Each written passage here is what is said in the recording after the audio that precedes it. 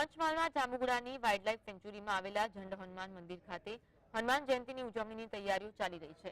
આ વખતે હનુમાન જયંતી શનિવારના રોજ આવતી હોવાને કારણે ઝંડ હનુમાન ખાતે ભક્તોનો ધસારો વધુ પ્રમાણમાં રહેશે તેવી શક્યતા, જેને કારણે વનરાજી વચ્ચે દુર્ગમ સ્થાન પર આવેલા ઝંડ હનુમાન મંદિર ખાતે તૈયારીઓ થઈ। ઝંડ હનુમાનનું સ્વરૂપ સ્વયંભૂ હોવાનું માનવામાં આવે છે। એવી માન્યતા છે કે હાલમાં જે જાંબુગોડા વાઇલ્ડલાઇફ સેન્ચ્યુરી છે તે મહાભારત કાળમાં હિડમ્બા વન તરીકે ઓળખાતું હતું। વનવાસ દરમિયાન પાંડવો અજ્ઞાતવાસમાં હિડમ્બા વન ખાતે રોકાયા હતા।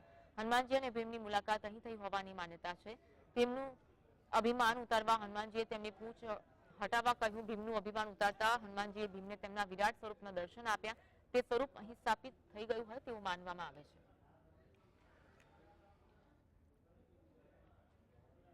હનુમાન જયંતિ 33 પૂર્ણ મેળો અહીંયા છે। હજારો દિવસ જાત્રાળુ આવે છે।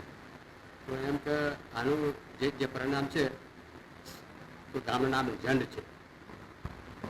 ગામના નામ હનુમાન કહેવામાં આવે છે। મૂર્તિ પુરાણી છે એટલે મૂર્તિ ખુલ્લી હતી, સુધારો થયો।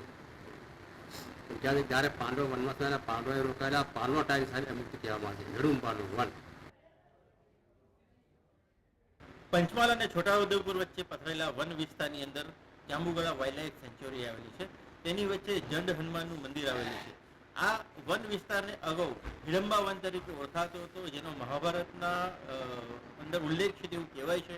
ત્યાં આગળ ઝંડ હનુમાનનું મંદિર આવેલું છે અને હાલ ત્યાં ઝંડ હનુમાનની જે પ્રતિમા છે, મૂર્તિ છે, તેની શણગારની કામગીરી ચાલી રહી છે।